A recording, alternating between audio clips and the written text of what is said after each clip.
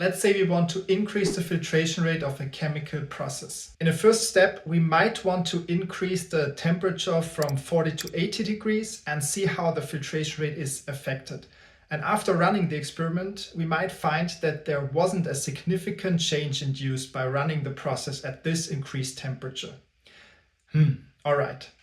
Second option we have is increasing the stirring rate. Maybe the material shows some thixotropic behavior. But at which temperature should we perform this new test? I mean, we could just do the low temperature, since we just saw that temperature does not affect the filtration rate and we want to save energy anyway, right? Yeah, but just to prove me wrong, let's also test the high temperature and the high stirring rate together. And these are the results.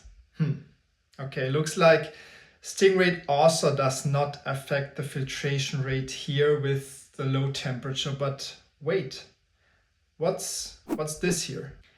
Seems like at the high temperature and high stirring rate, there was a real jump in filtration rate. And this is what is called an interaction. Increasing the stirring rate will only increase the filtration rate when the temperature is set to 80 degrees, but not when it is set to 40.